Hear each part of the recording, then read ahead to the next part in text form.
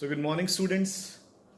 ਬੱਚੇ ਮੇਰੀ ਥੋੜੀ ਤਬੀਅਤ ਖਰਾਬ ਹੈ ਤਾਂ ਇਸ ਲਈ ਆਪਾਂ ਨੂੰ ਅੱਜ ਸ਼ੀਟ ਤੇ ਲਗਾਉਣਾ ਪਊਗਾ ਲੈਕਚਰ। ਠੀਕ ਹੈ। ਸੋ ਅੱਜ ਬੱਚੇ ਆਪਾਂ ਨੇ ਨੈਕਸਟ ਚੈਪਟਰ ਸਟਾਰਟ ਕਰਨਾ ਹੈ। The chapter is called equilibrium. ਠੀਕ ਹੈ ਨਾ। Considered to be a quite lengthy as well as tough chapter in chemistry. ਠੀਕ ਹੈ ਨਾ। ਬਟ ਆਪਾਂ ਇਸ ਨੂੰ ਬਹੁਤ ਈਜ਼ੀ ਵੇ ਨਾਲ ਕਰਾਂਗੇ। ਠੀਕ ਹੈ ਨਾ। ਸੋ ਬਿਲਕੁਲ ਵੀ ਘਬਰਾਉਣ ਦੀ ਲੋੜ ਨਹੀਂ ਤੇ ਜਿਵੇਂ ਜਿਵੇਂ ਮੈਂ ਕਰਵਾਈ ਜਾ ਰਿਹਾ ਉਵੇਂ ਉਵੇਂ ਚੈਪਟਰ ਨੂੰ ਕਰੀ ਜਾਣਾ and you will find it easy. ਠੀਕ ਹੈ ਨਾ। ਬਲਕਿ ਅਗਰ ਤੁਹਾਨੂੰ ਇੱਕ ਵਾਰ ਸਮਝ ਆ ਜਾਂਦਾ ਹੈ ਤਾਂ it is a very interesting chapter. ਠੀਕ ਹੈ ਨਾ। I have always found it to be very interesting. ਠੀਕ ਹੈ ਨਾ। ਸੋ ਦੇਖੋ ਬੱਚੇ ਚੈਪਟਰ ਦਾ ਨੇਮ ਕੀ ਹੈ ਆਪਣੇ ਕੋਲ, ਇਕੁਇਲਿਬ੍ਰੀਅਮ। ਠੀਕ ਹੈ ਨਾ। ਨੇਮ ਖੁਦ ਹੀ ਬੋਲ ਰਿਹਾ ਇਕੁਇਲਿਬ੍ਰੀਅਮ ਮੀਨਸ ਬੈਲੈਂਸ, ਹੈ ਨਾ। ਕਿ ਜਦੋਂ ਕੋਈ ਦੋ ਚੀਜ਼ਾਂ ਦੇ ਵਿੱਚ ਬੈਲੈਂਸ ਹੋ ਜਾਂਦਾ ਹੈ ਤਾਂ ਦੈਟ ਇਜ਼ ਕਾਲਡ ਇਕੁਇਲਿਬ੍ਰੀਅਮ। ਨਾਓ ਪਹਿਲਾਂ ਆਪਾਂ ਅੱਜ ਇਹੀ ਸਮਝਣਾ ਹੈ ਕਿ ਬੇਸਿਕਲੀ ਇਕੁਇਲਿਬ੍ਰੀਅਮ ਦਾ ਮਤਲਬ ਕੀ ਹੈ ਬੱਚੇ। ਸੋ ਦੇਖੋ ਆਪਣੇ ਪਾਸ ਜੋ ਕੈਮੀਕਲ ਰਿਐਕਸ਼ਨਸ ਹੁੰਦੀਆਂ ਨੇ, ਠੀਕ ਹੈ, reactions are of two types. ਇੱਕ ਬੱਚੇ ਹੁੰਦੀਆਂ ਨੇ ਇਰਰਿਵਰਸਿਬਲ ਰਿਐਕਸ਼ਨਸ, ਫਾਈਨ, ਔਰ ਇੱਕ ਹੁੰਦੀਆਂ ਨੇ ਰਿਵਰਸਿਬਲ ਰਿਐਕਸ਼ਨਸ। ਇੱਕ ਇਰਰਿਵਰਸਿਬਲ ਔਰ ਇੱਕ ਰਿਵਰਸਿਬਲ। ਇਰਰਿਵਰਸਿਬਲ ਰਿਐਕਸ਼ਨਸ ਕੀ ਹੁੰਦੀਆਂ ਨੇ, they go to completion and irreversible reaction goes to completion। ठीक है। जबकि रिवर्सिबल रिएक्शंस की ਹੁੰਦੀਆਂ ਨੇ, सो चलो पहला मैं irreversible ही क्लियर करदा है कि मतलब दे गो टू कंप्लीशन। अगर मैं फॉर एग्जाम्पल एक रिएक्शन कर रहे हैं जिस reactant A gives you product B, तो अगर इनिशियली जो मेरे को रिएक्शन स्टार्ट हुई है तो मेरे को ए दे 100 मोल्स है, वैसे ही मतलब मैं हाइपोथेटिकली एज्यूम किया है कि आई हैव 100 मोल्स ऑफ ए। ठीक है। तो बी दे मोल्स बच्चे मेरे पास 0 है ऑफकोर्स, है ना। जो रिएक्शन स्टार्ट हुई है तो प्रोडक्ट तो हले अपने को होएगा ही नहीं ना, कलर रिएक्टेंट होएगा ना। फाइनली जो भी रिएक्शन कंप्लीट हो रही है तो इट मीनस की है रिएक्टेंट विल बी आप लैके चलते हैं 0 या अप्रॉक्सीमेटली 0, तो बी बन जाएगा 100। ये गड़ेगा पॉइंट, क्योंकि ए दे 1 मोल तो बी का 1 मोल बन रहा है तो 100 मोल्स तो 100 मोल्स बन जाएंगे। फाइन। अगर यही रिएक्शन मेरी होंगी कुछ ऐदा कि ए गिव्स यू 2b और अगर स्टार्टिंग ए 100 होंगे तो बी 0, तो फाइनली ठीक है ए हो जाता 0 तो बी हो जाता 200। ਉਹਦਾ ਰੀਜ਼ਨ ਕੀ ਹੈ ਬੱਚੇ कि अगर 1 मोल तो 2 मोल्स बन रहे हैं तो 100 मोल्स तो 200 मोल्स विल बी फॉर्म्ड। ठीक है। So this is what you mean by irreversible reactions. मतलब यूजुअली ਜਿਹੜੀਆਂ ਇਹ इररिवर्सिबल रिएक्शंस ਹੁੰਦੀਆਂ ਨੇ दे आर वेरी फास्ट। ठीक है। ਇਹ ਫਟਾਫਟ ਹੋ ਜਾਂਦੀਆਂ ਤੇ ਆਪਣੇ ਕੋਲ ਸਾਰੇ ਦੇ ਸਾਰੇ ਰਿਐਕਟੈਂਟਸ ਪ੍ਰੋਡਕਟਸ ਦੇ ਵਿੱਚ ਕਨਵਰਟ ਹੋ ਜਾਂਦੇ ਆ। ਠੀਕ ਹੈ ਬੱਚੇ। ਬਾਕੀ ਆ ਸਟੋਇਕੋਮੈਟਰੀ ਦਾ ਰੋਲ ਹੈ कि अगर ए दे 1 मोल तो 1 मोल बन रहे हैं तो 100 तो 100 बन गए, अगर 1 तो 2 बन रहे सी तो 100 तो 200 बन गए, डबल हो गए बच्चे। ठीक है। हुण रिवर्सिबल रिएक्शंस की होंदियां। रिवर्सिबल रिएक्शंस की है कि अगर स्टार्टिंग दे विच मेरे को एक रिएक्टेंट है which gives us a product B. ठीक है। तो देखो स्टार्टिंग दे विच let it be initially A is 100 moles, B is 0। Clear. ठीक है। तो अपने कोल कदे भी देखो चलो ए रिएक्टेंट है बी प्रोडक्ट है, तो बच्चे जो ही बी बन जाएगा तो बी दोबारा ए दे विच कन्वर्ट होना स्टार्ट हो जाएगा। Clear. These are called reversible reactions ਜਿਹੜੀਆਂ कि दोनों तरफ which take place in both the directions। ठीक है ना। अगर वो फॉरवर्ड जा सकती हैं तो बच्चे बैकवर्ड भी आ सकती हैं। This is what you mean by a reversible reaction. Now so finally हुण की होएगा। ठीक है। मतलब जो ये रिएक्शन बिल्कुल खत्म हो जाएगी तो की होएगा, तुसी कदे भी ये तो कह ही ना सकते कि 100 दे 100 इस कन्वर्ट हो जाएंगे क्योंकि बी दोबारा गिव्स यू ए। हुण वो किस ते डिपेंड करेगा, कि एंड ते ए ज़्यादा होएगा या बी, रिएक्शन की टेंडेंसी तो, ठीक है ना। अगर रिएक्शन की टेंडेंसी फॉरवर्ड डायरैक्शन ज़्यादा है तो ए घट जाएगा, और अगर बैकवर्ड डायरैक्शन ज़्यादा है तो ए बढ़ जाऊगा। सो आप सिर्फ ये कह सकते हैं कि A at the end will be 100 minus X, ठीक है, तो बी कितना बन जाएगा एक्स। देखो ना, ए 100 चों एक्स यूज हो गए, तो जोड़ा बी है वो एक्स फॉर्म हो गए। इस तो बाद इस रिएक्शन की स्पीड बराबर होगी। देखो बच्चे, स्टार्टिंग दे विच तो सिर्फ ए सीगा, ठीक है, स्टार्टिंग बी तो है ही नहीं सी, तो स्टार्टिंग में रिएक्शन सिर्फ फॉरवर्ड जाऊगी, बट जिमें ही बी बनता जाऊगा बी ए दे विच कन्वर्ट होंदा जाऊगा, ठीक है, और हौली हौली की होएगा, बी की मात्रा बढ़ती जाएगी, बी की कॉन्सनट्रेशन बढ़ती जाएगी, तो बैकवर्ड रिएक्शन की स्पीड भी बढ़ती जाएगी, एंड अल्टीमेटली एक स्टेज आएगी जदों जिन्नी स्पीड नाल ए तो बी बन रहा है उन्नी स्पीड नाल बी तो ए बनेगा, ठीक है। तो अपने कोल जिहड़ी वो रिएक्शन है आपां नूं लगेगा कि वो रिएक्शन रुक गई, है ना। मतलब देखो ना, मेरी गल सुनो, देखो ए तो बी बन रहा है, बी तो ए बन रहा है, जो दोनों पासे की स्पीड बराबर होगी तो इट मीनस रिएक्शन एक तरह की उत्थे स्टॉप होगी। हुण ना तो ए तो बी की कॉन्सनट्रेशन इनक्रीज होगी, ना बी तो ए की कॉन्सनट्रेशन इनक्रीज होगी। द रीजन बीइंग कि जिन्नी स्पीड नाल ए तो बी बन रहा है उन्नी स्पीड नाल ही बी तो ए बन रहा है, दोनों की कॉन्स्टेंट विल बिकम, दोनों की concentration will become constant from here onwards, and this stage is known as equilibrium.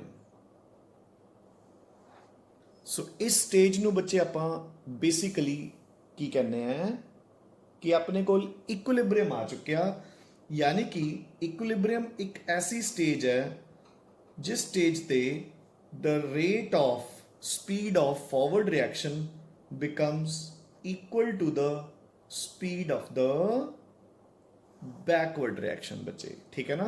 The rate of the forward reaction becomes equal to the speed of the backward reaction, तो उस time ते मैं कहूँगा कि equilibrium आ गया।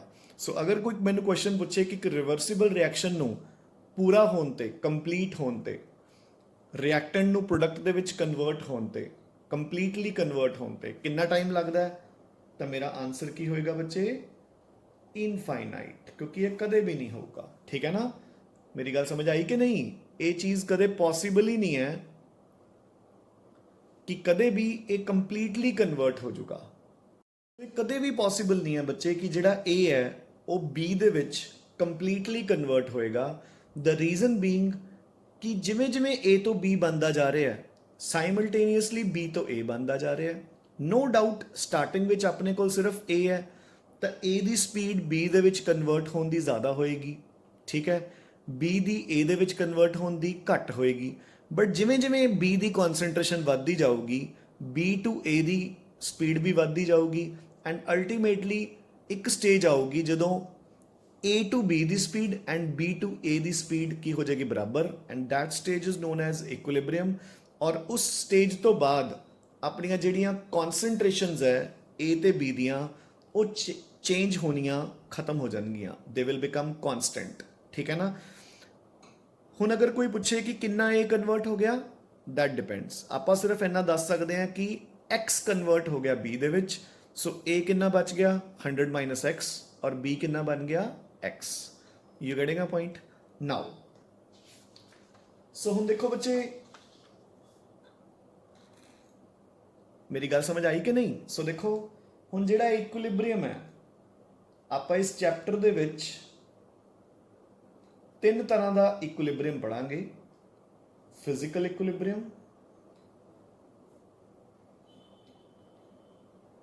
Chemical equilibrium and ionic equilibrium.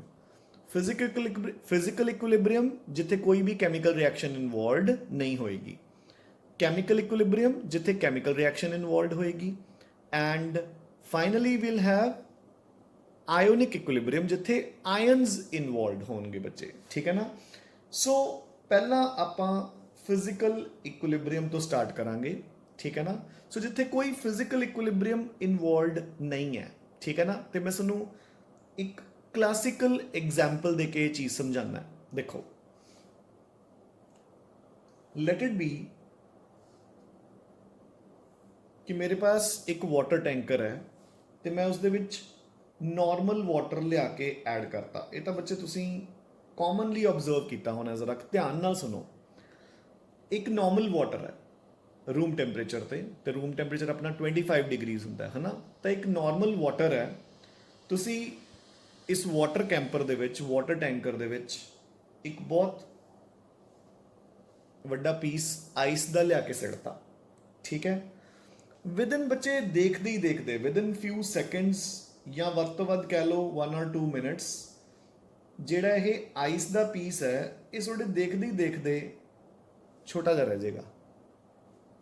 ਮੇਰੀ ਗੱਲ ਸਮਝ ਆਈ ਕਿ ਨਹੀਂ?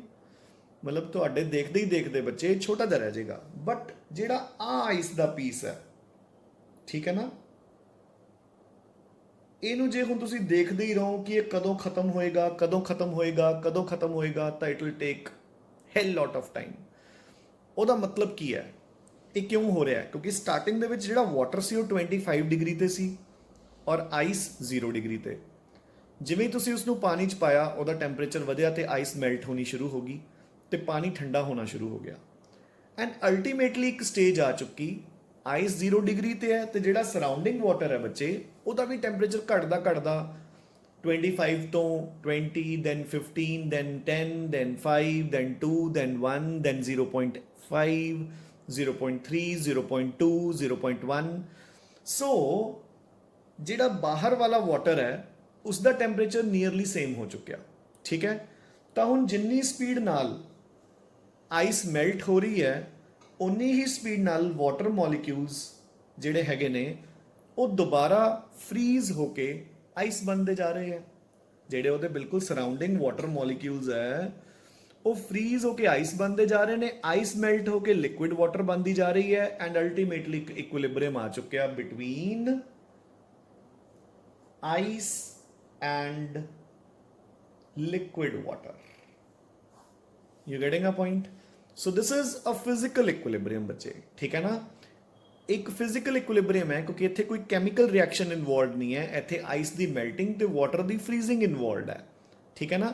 ਐਂਡ ਹੁਣ ਜਿਹੜੇ ਬੱਚੇ ਆਪਣੇ ਕੋਲ ਕੈਂਪਰਸ ਘਰਾਂ 'ਚ ਹੁੰਦੇ ਨੇ ਉਹ ਤਾਂ ਚਲੋ ਵੈਸੇ ਹੀ ਆਪਣੇ ਕੈਂਪਰਸ ਹੈ। ਅਗਰ ਆਪਾਂ ਪ੍ਰੋਪਰਲੀ ਸਾਇੰਸ ਦੇ ਅਕੋਰਡਿੰਗ ਚੱਲੀਏ ਐਂਡ ਅਗਰ ਆਪਣਾ water camper is a pure insulator, pure insulator ਦਾ ਮਤਲਬ ਕੀ ਹੈ ਕਿ ਨਾ ਤਾਂ ਹੀਟ ਅੰਦਰ ਆ ਰਹੀ ਹੈ ਤੇ ਨਾ ਹੀ ਹੀਟ ਬਾਹਰ ਜਾ ਰਹੀ ਹੈ। ਇਫ ਵੀ ਐਜ਼ਿਊਮ ਕਿ our water container is a pure insulator, ਠੀਕ ਹੈ, ਫਿਰ ਬੱਚੇ ਸਾਇੰਸ ਦੇ ਅਕੋਰਡਿੰਗ ਤਾਂ ਜਿਹੜੀ ਇਹ ਆਈਸ ਹੈ ਕਦੇ ਵੀ ਮੈਲਟ ਨਹੀਂ ਕਰੂਗੀ, ਕਿਉਂਕਿ ਅਗੇਨ ਕਿ ਰਿਐਕਸ਼ਨ ਨੂੰ ਪੂਰਾ ਹੋਣ ਤੇ ਇਨਫਾਈਨਾਈਟ ਟਾਈਮ ਲੱਗੂਗਾ। ਤੇ ਉਹ ਕਿਉਂ ਲੱਗੂਗਾ? ਕਿਉਂਕਿ ਜਿੰਨੀ ਸਪੀਡ ਨਾਲ ਹੁਣ ਆਈਸ ਮੈਲਟ ਹੁੰਦੀ ਜਾ ਰਹੀ ਹੈ ਉਨੀ ਸਪੀਡ ਨਾਲ ਵਾਟਰ freeze ਹੁੰਦਾ ਜਾ ਰਿਹਾ ਹੈ। You getting a point? So this is again what you mean by equilibrium ਬੱਚੇ। You getting a point? So ਬਿਲਕੁਲ ਇੱਕ ਲਾਈਵ ਜੀ ਐਗਜ਼ਾਮਪਲ ਹੈ। ਇਹ ਤਾਂ ਤੁਸੀਂ ਆਬਜ਼ਰਵ ਕੀਤੀ ਹੋਣੀ ਹੈ ਕੋਲਡ ਡਰਿੰਕਸ ਵਗੈਰਾ ਪੀਂਦੇ ਹੋਏ ਵੀ। ਅਗਰ ਆਪਾਂ ਪੈਪਸੀ, ਕੋਕ, ਹਨਾ, ਮਤਲਬ ਅਗਰ ਉਹ ਜ਼ਿਆਦਾ ਠੰਡੀ ਨਾ ਹੋਵੇ, ਜਿੱਦਾਂ ਆਪਾਂ ਚਿਲਡ ਮਤਲਬ ਪ੍ਰੇਫਰ ਕਰਦੇ ਨੇ ਬੱਚੇ ਪੀਣਾ, ਤਾਂ ਅਗਰ ਸਪੋਜ਼ ਉਹ ਚਿਲਡ ਨਹੀਂ ਹੈ ਤੇ ਅਗਰ ਤੁਸੀਂ ਉਸਨੂੰ ਠੰਡਾ ਕਰਨ ਲਈ, ਠੀਕ ਹੈ, ਉਸ ਦੇ ਵਿੱਚ ਆਈਸ ਐਡ ਕਰ ਦੋ, ਠੀਕ ਹੈ ਨਾ। ਜਿਹੜੇ ਆਈਸ ਕਿਊਬਸ ਆਪਾਂ ਪਾਉਂਦੇ ਆ ਦੇਖੋ, ਉਹ like within fraction of seconds, within seconds ਉਹ ਵੱਡੇ ਵੱਡੇ ਕਿਊਬਸ ਤੋਂ ਬਿਲਕੁਲ ਛੋਟੇ ਜਿਹੇ ਸਾਈਜ਼ 'ਚ ਰਹਿ ਜਾਂਦੇ ਨੇ। ਐਂਡ ਜਿਹੜਾ ਉਹ ਛੋਟਾ ਜਿਹਾ ਸਾਈਜ਼ ਹੁੰਦਾ ਉਹ ਅੱਗੇ ਕੰਟੀਨਿਊ ਕਰਦਾ ਜਿੰਨੀ ਦੇਰ ਤੱਕ ਆਪਣਾ ਕੋਕ ਦਾ ਗਲਾਸ ਖਤਮ ਨਹੀਂ ਹੋ ਜਾਂਦਾ, ਠੀਕ ਹੈ ਨਾ। ਇਟ ਮੀਨਸ ਕੀ ਹੋ ਗਿਆ, ਆਪਣਾ ਕੋਕ ਹੈ ਜਿਹੜਾ ਹੁਣ ਉਹ ਠੰਡਾ ਹੋ ਗਿਆ, ਠੀਕ ਹੈ ਨਾ, ਤੇ ਇੱਕ ਇਕੁਇਲਿਬਰੀਅਮ ਆ ਚੁੱਕਿਆ between liquid water and ice. You getting a point ਬੱਚੇ, ਠੀਕ ਹੈ। So now what are the features ਜਾਂ characteristics of physical equilibrium? So ਆਪਣੇ ਕੋਲ ਇਕੁਇਲਿਬਰੀਅਮ ਦੇ ਕਹਿ ਲਓ ਜਾਂ ਆਪਾਂ ਪਹਿਲਾਂ ਫਿਜ਼ੀਕਲ ਇਕੁਇਲਿਬਰੀਅਮ ਡਿਸਕਸ ਕਰ ਰਹੇ ਹਾਂ, ਤਾਂ ਫਿਜ਼ੀਕਲ ਇਕੁਇਲਿਬਰੀਅਮ ਦੇ ਕਹਿ ਲਓ ਕਰੈਕਟਰਿਸਟਿਕਸ ਕੀ ਹੁੰਦੇ ਆ ਬੱਚੇ। Number 1, so the first and foremost characteristics is the rate of forward reaction is equal to the rate of backward reaction. ठीक है ना। सो जिन्नी स्पीड नाल फॉरवर्ड रिएक्शन यानी कि आइस टू लिक्विड वाटर, जिन्नी स्पीड नाल आइस मेल्ट कर रही है उन्नी स्पीड नाल वाटर फ्रीज कर रहा है। So the rate of the forward reaction has become equal to the rate of the backward reaction. Clear. ਜਦੋਂ ਇਹ ਚੀਜ਼ ਆਏਗੀ है ना, बेसिकली ਆਪਾਂ ਉਦੋਂ ਹੀ ਤਾਂ ਕਵਾਂਗੇ ਕਿ ਇਕੁਇਲਿਬਰੀਅਮ ਹੈ। ਸੋ ਇਹ ਤਾਂ ਇਕੁਇਲਿਬਰੀਅਮ ਦਾ ਪ੍ਰੋਮਿਨੈਂਟ ਫੀਚਰ ਹੈ, ਠੀਕ ਹੈ ਨਾ। ਨਾਓ ਸੈਕੰਡ ਇਜ਼ ਬੱਚੇ ਕਿ equilibrium can be attained only in a closed system, ठीक है ना। अगर बच्चे वो इदा उपरों दी ओपन है या एक ओपन सिस्टम है तो देखो जिमें अगर ये भी इंसुलेटर नहीं है, क्लोज्ड नहीं है, तो बच्चे देखो हीट एक्सचेंज होती रहेगी, ठीक है। एंड सपोज अगर अपना रिएक्टेंट या प्रोडक्ट कोई गैस है वो गैस एस्केप करती रहेगी बाहर, ठीक है ना। ये अपन कैमिकल इक्विलिब्रियम दी क्लासिकल एग्जाम्पल भी आऊगी, ठीक है ना। सो देखो मैं तुहानूं एग्जाम्पल दे ही दिना है, बट मैं तुहानूं इस पॉइंट नूं एक्सप्लेन करदा विद द हेल्प ऑफ पहला एक कैमिकल रिएक्शन दी एग्जाम्पल नाल, फिर फिजिकल नाल भी मैं एक्सप्लेन करूँगा। सो देखो फॉर एग्जाम्पल मैं एक कंटेनर दे विच जिहड़ा कि क्लोज्ड कंटेनर है, मैं उस दे विच रिएक्शन कैरी आउट कर रहे हैं बच्चे। Calcium carbonate solid gives you calcium oxide plus CO2। Calcium oxide is a solid and CO2 is a gas.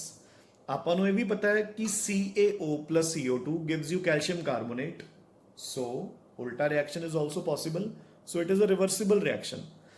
हुण अगर ये रिएक्शन मैं इत्थे कैरी आउट कर रहे हैं तो वेल एंड फाइन, ठीक है ना। सो देखो मेरे को रिएक्शन की हो रही है, calcium carbonate is giving me calcium oxide plus CO2, fine. हुण बच्चे अगर यह क्लोज्ड नहीं होएगा उपरों तो जी CO2 है बीइंग गैस वो तो एस्केप कर जूगी, तो जो CO2 एस्केप कर जूगी तो बच्चे रिवर्सिबल रिएक्शन तो पॉसिबल ही नहीं, क्योंकि कैल्शियम ऑक्साइड नूं रिएक्ट करने लई की चाहिए है CO2 एस्केप कर गई, फिर बैकवर्ड रिएक्शन तो होगी ही नहीं। जो बैकवर्ड रिएक्शन नहीं होगी तो रिएक्शन सिर्फ फॉरवर्ड डायरैक्शन च होंदी जाऊगी, यानी कि इक्विलिब्रियम तो कदे आऊगा ही नहीं। कदे ना कदे अपना पूरा का पूरा कैल्शियम कार्बोनेट खत्म हो जाऊगा, क्योंकि फॉरवर्ड रिएक्शन तो होंदी जा रही है बट बैकवर्ड रिएक्शन की हो जाएगी बंद, ठीक है। एंड सिमिलरली सो मैं ये फिजिकल इक्विलिब्रियम के केस च एक्सप्लेन करदा है। सो देखो लेट इट बी, ये तो एक कॉमन एग्जाम्पल है, आप अपने घर ईजिली ऑब्जर्व कर सकते हैं। लेट इट बी कि मेरे पास वाटर है, ठीक है। मैं इस पानी नूं बच्चे हीट किया, I am heating the water, तो नैचुरल है वाटर इवैपोरेट होएगा, तो उसके जिहड़े वेपर्स है वो एटमोसफेयर दे विच एस्केप करने की कोशिश करनगे, ठीक है। बट अगर मेरे बीकर दी जिहड़ी लिड है वो बिल्कुल टाइटली बंद होएगी, अगर मेरे बीकर दी लिड बिल्कुल टाइटली बंद होएगी, अगर वो एस्केप नहीं कर सकेगी तो जिहड़े वो वेपर्स है पहला वो इस एरिया दे विच इकट्ठे हो जाएंगे बच्चे, ठीक है ना। जिहड़ा पानी और लिड दे विचकार दा एरिया है, the space between the water and the lid, उस दे विच वो इकट्ठे हो जाएंगे and ultimately they will lose their heat, है ना। देखो ना इन्हां वेपर्स की हीट नाल लिड गर्म हो जाएगी, लिड अपनी हीट बाहर पास कर देगी एंड बाहरों कूलिंग यानी कि जिहड़े अपने वेपर्स है वो कूल हो जाएंगे, कूल होके लिक्विड ड्रॉप्स बन के वो दोबारा पानी दे विच ही गिरने स्टार्ट हो जाएंगे। तुसीं ये कॉमनली ऑब्जर्व किया होगा जो आप कोई रोटी जो आप कोई दाल सब्जी बनाने हैं, जो भी आप लिड पिक करते हैं तो उस लिड तो नीचे वाटर ड्रॉपलेट्स गिर रहे होंगे हैं, वो यही वाटर ड्रॉपलेट्स है बच्चे। नाउ फॉर एग्जाम्पल हुण अगर यही इवैपोरेशन मैं क्लोज्ड दी बजाय लिड तो बिना ओपनली कैरी कर रहा हुंदा तो बच्चे वेपर्स तो एस्केप कर जाने सी। अगर वेपर्स हवा च ही एस्केप कर गए तो हौली हौली हौली हौली हौली हौली जिहड़ा मेरा वाटर है वो तो खत्म हो जाऊगा। सो रिवर्सिबल रिएक्शन तो होगी ही नहीं, ठीक है ना, क्योंकि वेपर्स तो एस्केप करी जा रहे हैं। सो अगर वेपर्स एस्केप करी जा रहे हैं तो बैकवर्ड रिएक्शन होनी नहीं, यानी कि मेरा इक्विलिब्रियम कदे भी नहीं आऊगा, ठीक है ना। So second characteristic of the equilibrium is कि the equilibrium can be attained only in a closed system बच्चे, ठीक है ना. Now the third very important point, the measurable properties. बच्चे हुणे ध्यान नाल समझ लो, the measurable properties of the system become constant. ਬੱਚੇ ਜਦੋਂ ਇਕੁਇਲਿਬਰੀਅਮ ਆ ਜਾਏਗਾ ਤਾਂ ਸਿਸਟਮ ਦੀਆਂ ਜਿਹੜੀਆਂ ਪ੍ਰੋਪਰਟੀਆਂ ਤੁਸੀਂ ਮੈਜ਼ਰ ਕਰ ਸਕਦੇ ਹੋ ਉਹ ਕਨਸਟੈਂਟ ਹੋ ਜਾਣਗੀਆਂ. ਦੇਖੋ ਹੁਣ ਫੋਰ ਐਗਜ਼ਾਮਪਲ ਇਹ ਆਈਸ ਹੈ ਜਿਹੜੀ ਇਹ ਪਿਘਲ ਰਹੀ ਹੈ, ਮਤਲਬ ਤੁਹਾਨੂੰ ਬੱਚੇ ਨੇਕਡ ਆਈਜ਼ ਨਾਲ ਇਹ ਥੋੜੀ ਦਿਖ ਰਿਹਾ ਹੈ ਕਿ ਜਿਹੜੀ ਆਈਸ ਦੇ ਵਿੱਚ H2O ਮੋਲੀਕਿਊਲਸ ਨੇ ਉਹ ਲਿਕੁਇਡ H2O ਮੋਲੀਕਿਊਲਸ ਦੇ ਵਿੱਚ ਕਨਵਰਟ ਹੁੰਦੇ ਜਾ ਰਹੇ ਨੇ. ਤੁਹਾਨੂੰ ਕਿਹੜਾ H2O ਮੋਲੀਕਿਊਲਸ ਦਿਖ ਰਹੇ ਹੈ ਹਨਾ. ਤੁਹਾਨੂੰ ਕਿਵੇਂ ਪਤਾ ਲੱਗ ਰਿਹਾ ਕਿ ਆਈਸ ਮੈਲਟ ਹੋ ਰਹੀ ਹੈ ਜਾਂ ਰਿਐਕਸ਼ਨ ਫਾਰਵਰਡ ਡਾਇਰੈਕਸ਼ਨ ਜਾ ਰਹੀ ਹੈ? ਤੁਹਾਨੂੰ ਪਤਾ ਕਿਸ ਤੋਂ ਲੱਗ ਰਿਹਾ? ਆਈਸ ਦੇ ਸਾਈਜ਼ ਤੋਂ. ਇਹ ਆਈਸ ਦਾ ਸਾਈਜ਼ ਹੌਲੀ ਹੌਲੀ ਹੌਲੀ ਹੌਲੀ ਹੌਲੀ ਹੌਲੀ ਡਿਕਰੀਜ਼ ਹੁੰਦਾ ਜਾ ਰਿਹਾ ਹੈ. ਤੇ ਜਦੋਂ ਉਹ ਸਾਈਜ਼ ਤੁਹਾਡੀ ਆਈਜ਼ ਨੂੰ ਡਿਕਰੀਜ਼ ਹੁੰਦਾ ਦਿਖਣਾ ਬੰਦ ਹੋ ਗਿਆ, ਜਦੋਂ ਤੁਹਾਨੂੰ ਲੱਗਿਆ ਕਿ yes now the size has become constant, ਤੁਸੀਂ ਕਹੋਗੇ ਕਿ ਇਕੁਇਲਿਬਰੀਅਮ ਆ ਚੁੱਕਿਆ. यानी कि measurable properties of the system become constant. और measurable properties ਕਿਹੜੀਆਂ ਹੁੰਦੀਆਂ? साइज, कलर, मास, वॉल्यूम. ठीक है, मतलब जो चीज ਆਪਾਂ ਨੂੰ with naked eyes ਦਿਖ ਰਹੀ ਹੈ, ठीक है ना, ਉਹ ਚੀਜ਼ constant ਹੋ ਜਾਏਗੀ. ਬੱਚੇ ਮੇਰੀ ਗੱਲ ਨੂੰ ਸਮਝ ਰਹੇ ਹੋ ਕਿ ਨਹੀਂ? ਹੁਣ ਜਿਵੇਂ ਇਹ ਆਈਸ ਮੈਲਟ ਹੋ ਰਹੀ ਹੈ ਤਾਂ ਆਪਾਂ ਨੂੰ ਕਿਹੜਾ H2O ਦੇ ਮੋਲੀਕਿਊਲਸ ਦਿਖ ਰਹੇ ਆ? ਆਪਾਂ ਤਾਂ ਸਿਰਫ ਇੱਕ ਆਈਸ ਦੇ ਸਾਈਜ਼ ਤੋਂ ਇਹ ਆਈਡੀਆ ਲਗਾ ਰਹੇ हैं कि रिएक्शन फॉरवर्ड डायरेक्शन जा रही है, आइस मेल्ट हो रही है. ठीक है, तो जो आइस का साइज चेंज होना बंद हो गया, आइस क्यूब का साइज, तो आप कहेंगे कि इक्विलिब्रियम आ गया, क्योंकि जिन्नी स्पीड नाल आइस मेल्ट हो रही है उन्नी स्पीड नाल वाटर फ्रीज करी जा रहा है बच्चे. So at equilibrium the measurable properties of the system they become constant. Clear? Now next and the last property, which is again very important, is कि the equilibrium is always dynamic in nature. ਹੁਣ ਬੱਚੇ ਇੱਕ very important property है ना. commonly exams ਦੇ ਵਿੱਚ question ਆਉਂਦਾ ਹੈ ਕਿ why equilibrium is called dynamic in nature. ਠੀਕ ਹੈ, ਤਾਂ ਹੁਣ ਦੇਖੋ what do you mean by dynamic? ਉਹਦੇ ਲਈ ਪਹਿਲਾਂ ਆਪਾਂ ਨੂੰ ਪਤਾ ਹੋਣਾ ਚਾਹੀਦਾ ਕਿ ਸਟੈਟਿਕ ਦਾ ਮਤਲਬ ਕੀ ਹੁੰਦਾ ਹੈ. ਦੇਖੋ what do you mean by the word static? what do you mean by the word static? ਆਪਾਂ ਫਿਜ਼ਿਕਸ ਪੜ੍ਹਦੇ ਨਾ, ਸਟੈਟਿਕ ਮੀਨਸ ਰੁਕਿਆ ਹੋਇਆ ਹੈ ਨਾ, ਜਿਸ ਦੀ ਕੋਈ ਮੂਵਮੈਂਟ ਨਹੀਂ ਹੋ ਰਹੀ. ਤਾਂ ਆਪਾਂ ਕਹਿੰਦੇ ਆ ਕਿ equilibrium is not static, it is dynamic. ਉਹਦਾ ਕਾਰਨ ਕੀ ਹੈ ਕਿ ਬੇਸ਼ੱਕ ਆਪਾਂ ਨੂੰ ਲੱਗ ਰਿਹਾ ਕਿ ਜਦੋਂ ਸਾਈਜ਼ ਕਨਸਟੈਂਟ ਹੋ ਗਿਆ ਕਿ ਹੁਣ ਆਈਸ ਮੈਲਟ ਹੋਣੀ ਬੰਦ ਹੋ ਗਈ. ਬੱਚੇ ਧਿਆਨ ਨਾਲ ਸਮਝੋ ਚੀਜ਼ ਨੂੰ. ਆਪਾਂ ਨੂੰ ਲੱਗ ਰਿਹਾ ਹੈ ਕਿ ਆਈਸ ਮੈਲਟ ਹੋਣੀ ਬੰਦ ਹੋ ਗਈ ਹੈ ਨਾ, ਰਿਐਕਸ਼ਨ ਰੁਕ ਗਈ, ਬਟ ਐਕਚੁਅਲ ਦੇ ਵਿੱਚ ਹੋ ਕੀ ਰਿਹਾ ਹੈ? ਆਈਸ ਮੈਲਟ ਹੋਣੀ ਬੰਦ ਨਹੀਂ ਹੋਈ, ਆਈਸ ਤਾਂ ਮੈਲਟ ਹੁੰਦੀ ਜਾ ਰਹੀ ਹੈ. ਦ ਓਨਲੀ ਥਿੰਗ ਇਜ਼ ਕਿ ਵਾਟਰ ਦੁਬਾਰਾ ਫਰੀਜ਼ ਹੋ ਕੇ ਆਈਸ ਬਣਦਾ ਜਾ ਰਿਹਾ ਹੈ. You getting a point? Ice melt होके वाटर बन रहा है, बट वाटर दोबारा फ्रीज होके आइस बनता जा रहा है, एंड दैट इज वाई आपां नूं पता ही नहीं लग रहा कि रिएक्शन चल रही है. सो एक्चुअल में जो इक्विलिब्रियम है that is dynamic in nature. It seems to be static but it is actually not static, it is dynamic. So अगर आपां नूं कोई पूछता है कि why equilibrium is called dynamic in nature, तो अपना आंसर की होएगा?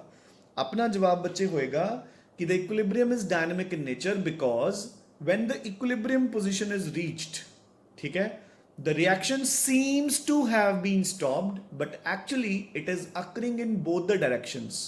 ठीक है ना? So what actually occurs is कि the rate of the forward reaction becomes equal to the rate of the backward reaction, and so it seems that the reaction has eventually stopped, but actually it is taking place equally at equal speeds in both the directions. Clear enough? ठीक है? So this is what you mean by that the equilibrium is dynamic in nature. ठीक है? So ਹੁਣ finally ਆਪਾਂ equilibrium state ਨੂੰ ਕਿਵੇਂ define ਕਰਦੇ ਹਾਂ? ਮਤਲਬ how do you finally define equilibrium? ਇਹਦੇ ਨੂੰ define ਕਰਨ ਦੇ ਆਪਣੇ ਕੋਲ ਬਹੁਤ ਸਾਰੇ ਤਰੀਕੇ ਹੈ. ਪਹਿਲਾ ਤਰੀਕਾ ਬੱਚੇ, it is the stage where the rate of the forward reaction becomes equal to the rate of the backward reaction. Second, it is the stage after which the concentrations of the reactants and the products do not change with time. It is the stage after which the concentrations of the reactants and the products do not change with time. ठीक है? या आपा की कह सकते हैं, the equilibrium is the stage where the measurable properties of the system like pressure, density, color, concentration, they become constant. I hope this is well and fine. ठीक है बच्चे? So this is about the general definition of equilibrium बच्चे. इसਨੂੰ ਆਪਾਂ basically बोलते हैं equilibrium. ठीक है? I hope कि सोनू ये point clear हो गया. ठीक है? Now, so ਹੁਣ मैं सोनू ये diagrammatically explain करूँगा, मतलब graphically explain करूँगा. देखो, so देखो बच्चे, consider करो कि मेरे पास कोई भी reaction है, let it be A plus B gives you C plus D. ठीक है? So this is the reaction. So we know कि at the start मेरे को सिर्फ reactants ਦੀ concentration है, C ਤੇ D ਤੇ 0 ही है. ठीक है? हौली हौली C plus D बनते जाएंगे, backward reaction भी start हो जाएगी. ठीक है? You getting a point? C ਤੇ D ਦੀ concentration ਵੱਧਦੀ ਜਾਏਗੀ, so backward reaction ਵੀ ਵੱਧਦੀ ਜਾਏਗੀ. So ultimately ਇੱਕ stage ਆਏਗੀ ਜਦੋਂ rate of the forward reaction becomes equal to the rate of the, ਹੁਣ ਆਪਾਂ chemical equilibrium discuss ਕਰਨ ਲੱਗੇ, ਆਪਾਂ reactions ਤੇ ਆ ਗਏ, physical equilibrium ਹੋ ਚੁੱਕਿਆ ਆਪਣਾ. So ਕਿਉਂਕਿ ਬੇਸਿਕਲ ਤਾਂ ਆਪਾਂ chemistry ਪੜ੍ਹਨੀ ਹੈ ਨਾ ਬੱਚੇ, ਤਾਂ ਆਪਾਂ ਨੂੰ chemical equilibrium ਤੋਂ ਮਤਲਬ ਹੈ. So ਜਿੰਨੀ ਸਪੀਡ ਨਾਲ A ਤੇ B ਮਿਲ ਕੇ C ਤੇ D ਦੇ ਰਹੇ ਨੇ, ਉਨੀ ਹੀ ਸਪੀਡ ਨਾਲ ਨਾਓ C ਤੇ D ਮਿਲ ਕੇ A ਤੇ B ਦੇ ਰਹੇ ਆ. ਠੀਕ ਹੈ ਨਾ? So the rate of the forward reaction has become equal to the rate of the backward reaction. So ਹੁਣ ਮੈਂ ਇਸ ਨੂੰ ਕਿੱਦਾਂ ਰਿਪਰੈਜ਼ੈਂਟ ਕਰਾਂਗਾ? ਦੇਖੋ ਬੱਚੇ, ਅਗਰ ਤਾਂ ਮੈਨੂੰ ਪੁੱਛਿਆ ਜਾਂਦਾ ਹੈ, ਸੋ ਅਗਰ ਤਾਂ ਮੈਨੂੰ ਪੁੱਛਿਆ ਜਾਂਦਾ ਹੈ ਕਿ ਗ੍ਰਾਫ ਪਲਾਟ ਕਰੋ between the rate of the reaction and time. ठीक है? Clear? तो starting ਦੇ ਵਿੱਚ ਸਿਰਫ rate ਹੋਏਗਾ forward reaction ਦਾ. backward reaction जो है उसका rate will be 0. ठीक है ना? जो backward reaction है उसका rate will be 0. I hope this is fine. ठीक है ना? So starting ਦੇ ਵਿੱਚ ਸਿਰਫ ਮੇਰੇ ਕੋਲ forward reaction ਹੈ, backward reaction ਬੱਚੇ ਹੈ ਹੀ ਨਹੀਂ. So ਬੱਚੇ ਜਿਵੇਂ ਜਿਵੇਂ reaction proceed ਕਰੇਗੀ, ਦੇਖੋ ਹੈ ਨਾ, ਜਿਵੇਂ ਜਿਵੇਂ reaction proceed ਕਰਦੀ ਜਾਏਗੀ, A ਤੇ B ਦੀ concentration ਘਟਦੀ ਜਾਊਗੀ, ਜਾਂ ਕਹਿ ਲਓ ਕਿ rate of the forward reaction decrease ਹੁੰਦਾ ਜਾਊਗਾ. ਐਂਡ ਜਿਵੇਂ ਜਿਵੇਂ C ਤੇ D ਵੱਧਦੇ ਜਾਣਗੇ, ਉਹਨਾਂ ਦਾ A ਤੇ B ਦਾ ਕਨਵਰਸ਼ਨ ਵੀ ਵੱਧਦਾ ਜਾਊਗਾ. ਐਂਡ ਅਲਟੀਮੇਟਲੀ ਇੱਕ ਸਟੇਜ ਆਏਗੀ ਜਦੋਂ ਦੋਨੋਂ ਰੇਟਸ ਕੀ ਹੋ ਜਾਣਗੇ ਬਰਾਬਰ, ਤੇ ਉਸ ਤੋਂ ਬਾਅਦ ਦੋਨੋਂ ਰੇਟਸ ਕੀ ਹੋ ਜਾਣਗੇ constant.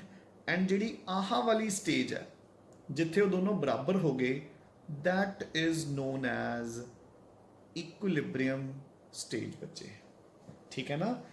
This is called an equilibrium stage. You getting a point? अच्छा, same is the graph. अगर मैं एक ग्राफ प्लॉट करन ਨੂੰ ਮੈਨੂੰ ਕਿਹਾ ਜਾਂਦਾ ਹੈ between the concentration and time, ਤਾਂ ਦੇਖੋ ਸਟਾਰਟਿੰਗ ਦੇ ਵਿੱਚ ਅਗੇਨ ਪ੍ਰੋਡਕਟਸ ਦੀ concentration ਕੀ ਹੋਏਗੀ 0. ਅੱਛਾ ਬੱਚੇ, ਜਿਹੜਾ ਇਹ ਸਕੁਅਰ ਬ੍ਰੈਕਟ ਮੈਂ ਲਿਖਿਆ ਹੈ ਨਾ, ਮਤਲਬ ਸੋ ਜਿਵੇਂ ਜਿਵੇਂ ਆਪਾਂ ਚੈਪਟਰ ਕਰਾਂਗੇ ਆਪਾਂ ਨਵੀਆਂ ਟਰਮਸ ਨੂੰ ਇੰਟਰੋਡਿਊਸ ਕਰਦੇ ਹਾਂ ਹਰ ਚੈਪਟਰ 'ਚ। ਤਾਂ ਸਕੁਆਇਰ ਬ੍ਰੈਕਟ ਐਦਾਂ in chemistry it stands for concentration. ਠੀਕ ਹੈ ਨਾ, ਜਦੋਂ ਵੀ ਆਪਾਂ ਕਿਸੇ ਚੀਜ਼ ਦੀ ਕਿਸੇ ਰਿਐਕਟੈਂਟ ਜਾਂ ਪ੍ਰੋਡਕਟ ਦਾ ਫਾਰਮੂਲਾ ਲਿਖ ਕੇ ਉਹਦੇ ਦੋਨੋਂ ਤਰਫ ਸਕੁਆਇਰ ਬ੍ਰੈਕਟਸ ਲਗਾਉਂਦੇ ਆ, it means we are talking about its concentration. ਠੀਕ ਹੈ, ਤਾਂ ਹੁਣ ਦੇਖੋ ਸਟਾਰਟਿੰਗ ਦੇ ਵਿੱਚ ਸਿਰਫ ਰਿਐਕਟੈਂਟਸ ਦੀ ਕੁਛ ਨਾ ਕੁਛ ਕਨਸੈਂਟਰੇਸ਼ਨ ਹੋਏਗੀ। Clear? Reactants the concentration with time ਘਟਦੀ ਜਾਊਗੀ, products the concentration with time ਵੱਧਦੀ ਜਾਊਗੀ, ਔਰ ਇੱਕ ਸਟੇਜ ਆਊਗੀ ਜਦੋਂ ਮਤਲਬ ਇੱਕ ਸਟੇਜ ਆਊਗੀ ਜਿਸ ਤੋਂ ਬਾਅਦ ਉਹਨਾਂ ਦੀ ਕਨਸੈਂਟਰੇਸ਼ਨ, ਰਿਐਕਟੈਂਟਸ ਦੀ ਕਨਸੈਂਟਰੇਸ਼ਨ ਡਿਕਰੀਜ਼ ਹੋਣੀ ਬੰਦ ਹੋ ਜੂਗੀ, ਪ੍ਰੋਡਕਟਸ ਦੀ ਕਨਸੈਂਟਰੇਸ਼ਨ ਇਨਕਰੀਜ਼ ਹੋਣੀ ਬੰਦ ਹੋ ਜੂਗੀ, ਯਾਨੀ ਕਿ ਦੋਨੋਂ ਕੀ ਹੋ ਜਾਣਗੀਆਂ? ਕਾਂਸਟੈਂਟ। ਦਿਸ ਸਟੇਜ ਅਗੇਨ, ਆਹ ਵਾਲੀ ਸਟੇਜ ਜਿਸ ਤੋਂ ਬਾਅਦ ਉਹਨਾਂ ਦੀ ਕਨਸੈਂਟਰੇਸ਼ਨ ਕੀ ਹੋਗੀ? Constant. Again this is non as equilibrium ਬੱਚੇ। ਠੀਕ ਹੈ ਨਾ? ਬੇਸਿਕਲੀ ਇਹ ਗ੍ਰਾਫ ਐਦਾਂ ਵੀ ਹੋ ਸਕਦਾ ਹੈ। ਦੇਖੋ ਬੱਚੇ, ਇਹ ਗ੍ਰਾਫ ਐਦਾਂ ਵੀ ਹੋ ਸਕਦਾ ਹੈ ਕਿ ਰਿਐਕਟੈਂਟਸ ਦੀ ਕਨਸੈਂਟਰੇਸ਼ਨ ਡਿਕਰੀਜ਼ ਹੁੰਦੀ ਹੁੰਦੀ ਨੀਚੇ ਆ ਗਈ, ਪ੍ਰੋਡਕਟਸ ਦੀ ਕਨਸੈਂਟਰੇਸ਼ਨ ਇਨਕਰੀਜ਼ ਹੁੰਦੀ ਹੁੰਦੀ ਉੱਪਰ ਹੋ ਗਈ। ਮੇਰੀ ਗੱਲ ਨੂੰ ਸਮਝ ਗਏ ਨਾ? ਦੇਖੋ ਰਿਐਕਟੈਂਟਸ ਘਟ ਗਏ, ਪ੍ਰੋਡਕਟਸ ਵੱਧ ਗਏ। That depends upon reaction to reaction. ਮੈਂ ਤੁਹਾਨੂੰ ਕਹਿ ਚੁੱਕਿਆ ਨਾ ਕਿ ਡਿਪੈਂਡਿੰਗ ਅਪॉन ਕੀ ਫਾਰਵਰਡ ਰਿਐਕਸ਼ਨ। ਦੇਖੋ ਨਾ ਬੱਚੇ, ਆਪਾਂ ਕਦੇ ਵੀ ਇਹ ਥੋੜੀ ਕਹਿ ਸਕਦੇ ਹਾਂ ਕਿ ਹਮੇਸ਼ਾ ਐਂਡ ਤੇ ਰਿਐਕਟੈਂਟਸ ਹੀ ਘੱਟ ਹੋਣਗੇ, ਪ੍ਰੋਡਕਟਸ ਵੀ ਤਾਂ ਘੱਟ ਹੋ ਸਕਦੇ ਆ ਨਾ। ਡਿਪੈਂਡਿੰਗ ਅਪॉन ਕਿ ਫਾਰਵਰਡ ਰਿਐਕਸ਼ਨ ਦੀ ਟੈਂਡੈਂਸੀ ਜ਼ਿਆਦਾ ਹੈ ਜਾਂ ਬੈਕਵਰਡ ਰਿਐਕਸ਼ਨ ਦੀ ਟੈਂਡੈਂਸੀ ਜ਼ਿਆਦਾ ਹੈ। ਸੋ ਜਿਹੜਾ ਆਹ ਕਨਸੈਂਟਰੇਸ਼ਨ ਵਾਲਾ ਗ੍ਰਾਫ ਹੈ, ਜਾਂ ਤਾਂ ਐਂ ਬਣ ਜਾਊਗਾ ਕਿ ਰਿਐਕਟੈਂਟ ਘੱਟ ਹੈ ਤੇ ਪ੍ਰੋਡਕਟ ਜ਼ਿਆਦਾ ਹੈ, ਜਾਂ ਫਿਰ ਰਿਐਕਟੈਂਟਸ ਇਕੁਇਲਿਬ੍ਰੀਅਮ ਤੋਂ ਬਾਅਦ ਜ਼ਿਆਦਾ ਹੈ ਤੇ ਪ੍ਰੋਡਕਟਸ ਕੀ ਨੇ? ਘੱਟ। ਹਾਂ, ਇੰਨੀ ਗੱਲ ਜ਼ਰੂਰ ਹੈ ਕਿ ਇਨੀਸ਼ੀਅਲ ਦੇ ਮੁਕਾਬਲੇ ਪ੍ਰੋਡਕਟਸ ਹਮੇਸ਼ਾ ਜ਼ਿਆਦਾ ਹੋਣਗੇ ਤੇ ਰਿਐਕਟੈਂਟਸ ਹਮੇਸ਼ਾ ਡਿਕਰੀਜ਼ ਹੋਣਗੇ, ਕਿਉਂਕਿ ਸਟਾਰਟਿੰਗ 'ਚ ਸਿਰਫ ਰਿਐਕਟੈਂਟਸ ਨੇ ਤੇ ਐਂਡ ਵਿੱਚ ਸਿਰਫ ਪ੍ਰੋਡਕਟਸ ਹੈ। ਕਲੀਅਰ? ਨਾਓ ਹੁਣ ਆਪਾਂ ਕਰਾਂਗੇ ਬੱਚੇ ਕੁਝ ਕੈਰੈਕਟਰਿਸਟਿਕਸ ਆਫ ਕੈਮੀਕਲ ਇਕੁਇਲਿਬ੍ਰੀਅਮ। ਜਿੱਦਾਂ ਆਪਾਂ ਫਿਜ਼ੀਕਲ ਇਕੁਇਲਿਬ੍ਰੀਅਮ ਦੇ ਕੀਤੇ ਸੀ, ਲਗਭਗ ਸੇਮ ਹੋਣਗੇ, ਬਸ ਇੱਕ ਦੋ ਇਕੁਇਲਿਬ੍ਰੀਅਮ ਦੇ ਕੈਰੈਕਟਰਿਸਟਿਕਸ ਹੋਰ ਐਡ ਹੋਣਗੇ। So now we are doing features कह लो या characteristics कह लो of chemical equilibrium। ठीक है?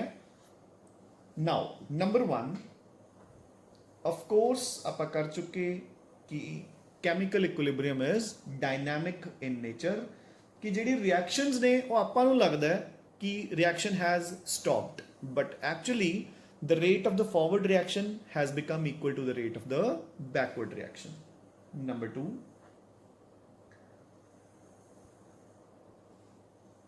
जो measurable properties है of the system, so पहला भी कर चुके, measurable properties of the system become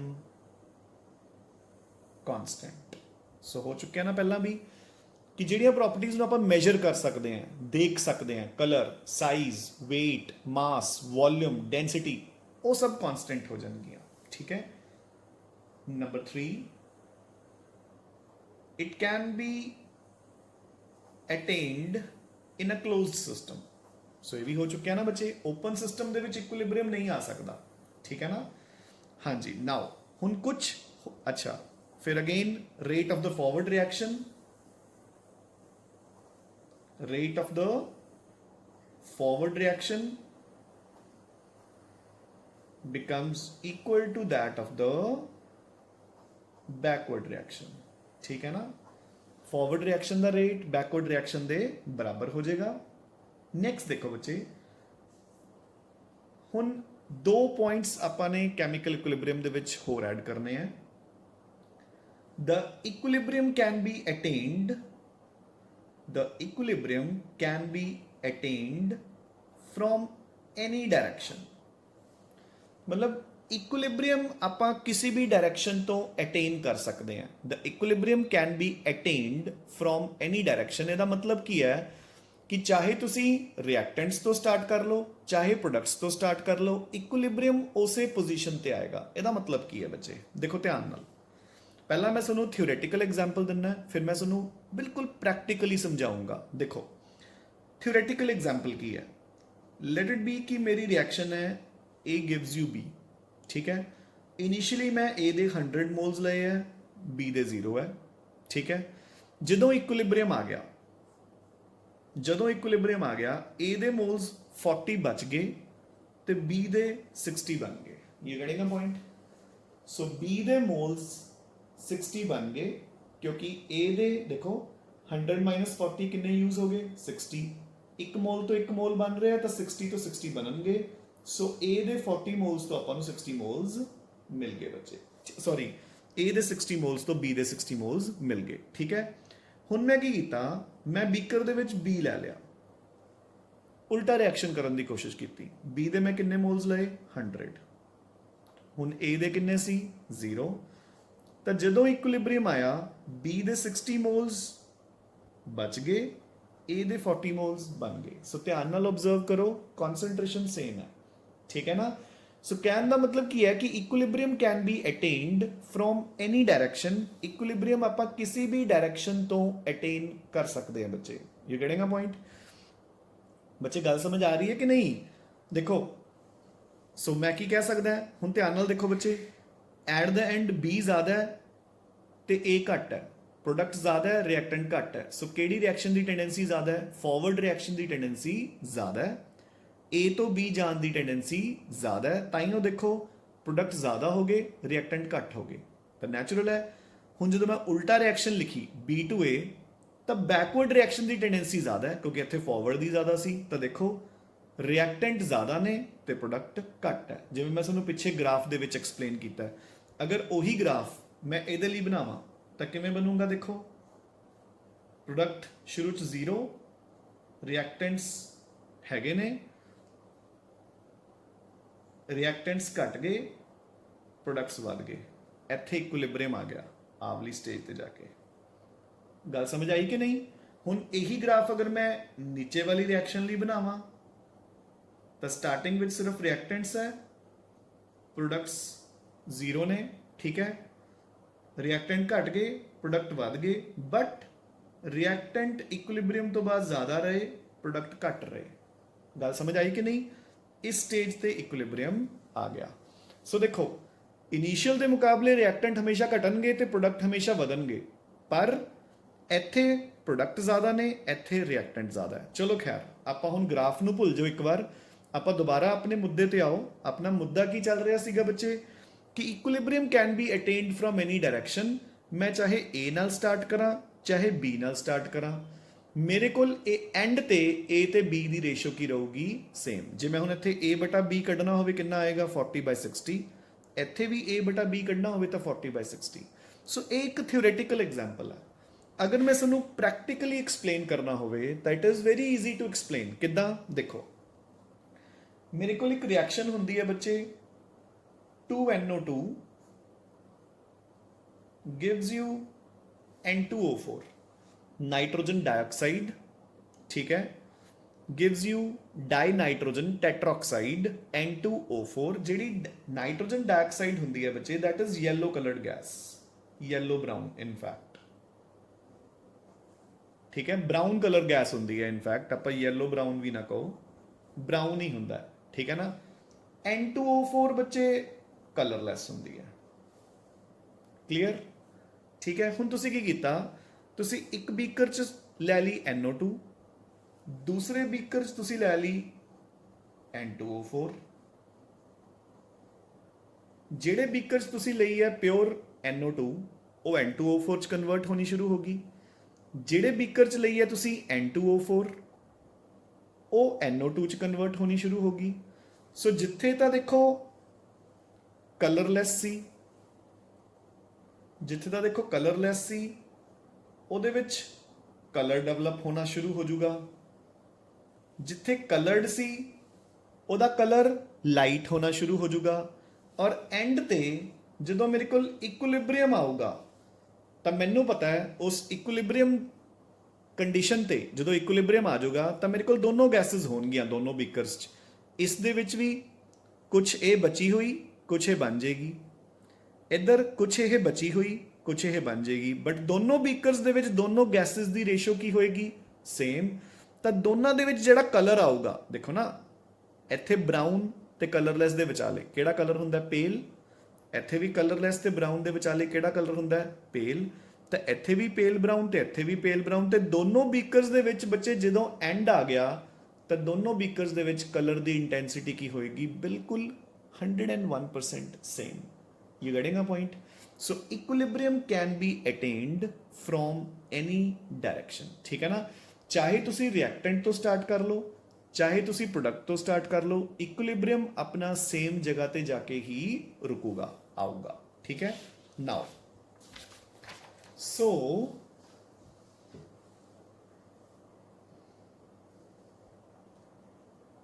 fifth and last point, ਜੋ ਕੈਟਲਿਸਟ ਹੁੰਦਾ ਬੱਚੇ, ਕੈਟਲਿਸਟ does not alter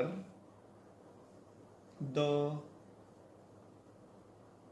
equilibrium position। ਉਹ ਕਹਿੰਦੇ ਕਿ ਜਿਹੜਾ ਕੈਟਲਿਸਟ ਹੈ ਉਹ ਇਕੁਇਲਿਬਰੀਅਮ ਦੀ ਪੋਜੀਸ਼ਨ ਦੇ ਨਾਲ ਕੋਈ ਛੇੜਖਾਨੀ ਨਹੀਂ ਕਰਦਾ। ਜਿੱਥੇ ਇਕੁਇਲਿਬਰੀਅਮ ਆ ਰਿਹਾ ਸੀ ਕੈਟਲਿਸਟ ਤੋਂ ਬਿਨਾ, ਉੱਥੇ ਹੀ ਇਕੁਇਲਿਬਰੀਅਮ ਆਏਗਾ ਕੈਟਲਿਸਟ ਦੇ ਨਾਲ। ਇਹਦਾ ਮਤਲਬ ਕੀ ਹੈ ਬੱਚੇ? ਅੱਛਾ ਦੇਖੋ, ਸਭ ਤੋਂ ਪਹਿਲਾਂ ਆਪਾਂ ਨੂੰ ਕੈਟਲਿਸਟ ਦੀ ਡੈਫੀਨੇਸ਼ਨ ਪਤਾ ਹੋਣੀ ਚਾਹੀਦੀ ਹੈ, ਠੀਕ ਹੈ ਨਾ, ਕਿਉਂਕਿ ਇੱਕ ਕਾਮਨ ਮਿਸਕਨਸੈਪਸ਼ਨ ਹੈ। ਬੱਚੇ ਕੀ ਕਹਿੰਦੇ ਨੇ ਕਿ ਕੈਟਲਿਸਟ ਕੀ ਹੁੰਦਾ ਸਰ?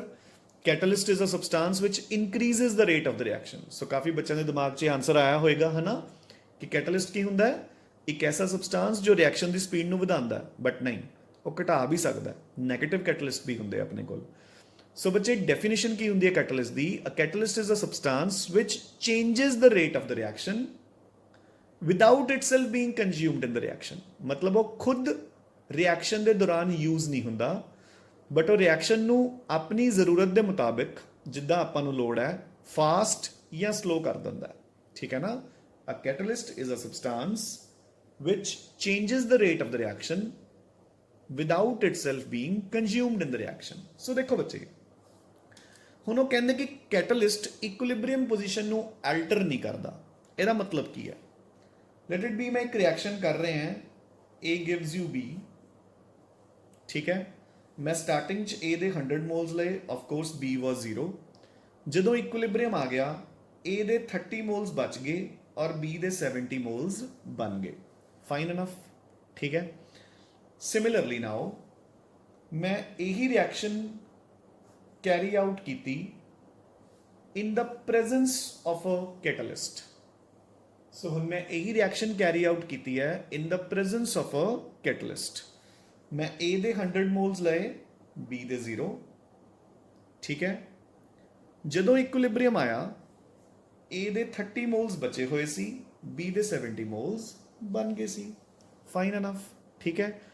ਸੋ ਕੋਈ ਫਰਕ ਨਹੀਂ ਪਿਆ, ਮੇਰੀ ਗੱਲ ਸਮਝ ਗਏ ਕਿ ਨਹੀਂ? ਕੋਈ ਫਰਕ ਨਹੀਂ ਪਿਆ ਆਪਣੀ ਇਕੁਇਲਿਬਰੀਅਮ ਪੋਜੀਸ਼ਨ ਤੇ। The equilibrium position is 101% same. Now your question will be कि सर फिर कैटलिस्ट पाए ही क्यों है ना। तो बच्चे अगर इस रिएक्शन इक्विलिब्रियम आनते 10 मिनट्स लगे सी, हो सकता है इत्थे इक्विलिब्रियम आनते 10 सेकंड्स लगन या मे बी 10 सेकंड्स भी ना लगन। सो इक्विलिब्रियम जल्दी आ गया बच्चे अपना। ਇਹਦਾ मतलब ਕੀ ਹੈ कि catalyst does not alter the equilibrium position, ਬਸ ਉਹ ਸਿਰਫ ਪ੍ਰੋਸੈਸ ਨੂੰ ਸਪੀਡ ਅਪ ਕਰ ਦੂਗਾ, ਠੀਕ ਹੈ ਨਾ। ਤੇ ਜੇ ਕੋਈ ਤੁਹਾਨੂੰ ਪੁੱਛੇ ਕਿ ਉਹ ਇਕੁਇਲਿਬਰੀਅਮ ਪੋਜੀਸ਼ਨ ਨੂੰ ਆਲਟਰ ਕਿਉਂ ਨਹੀਂ ਕਰਦਾ, ਤਾਂ ਤੁਸੀਂ ਕੀ ਕਹੋਗੇ ਕਿ ਜਿੰਨਾ ਉਹ ਫਾਰਵਰਡ ਰਿਐਕਸ਼ਨ ਨੂੰ ਸਪੀਡ ਅਪ ਕਰ ਰਿਹਾ, ਉਹ ਨਹੀਂ ਬੈਕਵਰਡ ਰਿਐਕਸ਼ਨ ਨੂੰ ਵੀ ਸਪੀਡ ਅਪ ਕਰ ਰਿਹਾ। ਬਸ ਆਪਣਾ ਇਕੁਇਲਿਬਰੀਅਮ ਜਲਦੀ ਆ ਰਿਹਾ ਹੈ, ਇਕੁਇਲਿਬਰੀਅਮ ਪੋਜੀਸ਼ਨ ਦੇ ਉੱਪਰ ਕੋਈ ਵੀ ਅਸਰ ਨਹੀਂ ਹੋ ਰਿਹਾ ਬੱਚੇ। ਆਈ ਹੋਪ ਡਨ, ਠੀਕ ਹੈ। ਸੋ ਦਿਸ ਇਜ਼ ਇੱਕ ਬੇਸਿਕ ਇੰਟਰੋਡਕਸ਼ਨ ਆਫ ਇਕੁਇਲਿਬਰੀਅਮ, ਕਿ ਇਕੁਇਲਿਬਰੀਅਮ ਕੀ ਹੁੰਦਾ ਬੱਚੇ, ਠੀਕ ਹੈ ਨਾ। ਸੋ ਅੱਜ ਆਪਾਂ ਇੱਥੇ ਹੀ ਰੁਕਾਂਗੇ ਬੇਸਿਕ ਇੰਟਰੋਡਕਸ਼ਨ ਤੇ। ਵੈਰੀ ਵੈਰੀ ਵੈਰੀ ਇੰਪੋਰਟੈਂਟ, ਠੀਕ ਹੈ। ਸੋ ਜਿਹੜਾ ਮੈਂ ਤੁਹਾਨੂੰ ਪੋਰਸ਼ਨ ਕਰਵਾਇਆ ਹੈ, it is given on page number 1, page number 2 and half of page number 3 in your notes. ਤੁਹਾਡੇ ਪੇਜ ਨੰਬਰ 3 ਦੇ ਉੱਪਰ ਇੱਕ ਹੈਡਿੰਗ ਹੈ ਲਾਅ ਆਫ ਮਾਸ ਐਕਸ਼ਨ। ਸੋ ਉਸ ਤੋਂ ਪਹਿਲਾਂ ਵਾਲਾ ਪੋਰਸ਼ਨ ਮੈਂ ਤੁਹਾਨੂੰ ਕਵਰ ਕਰਵਾਇਆ ਹੈ, ਠੀਕ ਹੈ। ਸੋ ਬੱਚੇ ਜਿਹੜਾ ਇਕੁਇਲਿਬ੍ਰੀਅਮ ਦਾ ਚੈਪਟਰ ਹੁਣ ਜਿਹੜਾ ਆਪਾਂ ਨੇ ਅੱਜ ਇੱਕ ਬੇਸਿਕ ਇੰਟਰੋਡਕਸ਼ਨ ਕਰ ਲਈ ਇਕੁਇਲਿਬ੍ਰੀਅਮ ਦੀ, ਠੀਕ ਹੈ।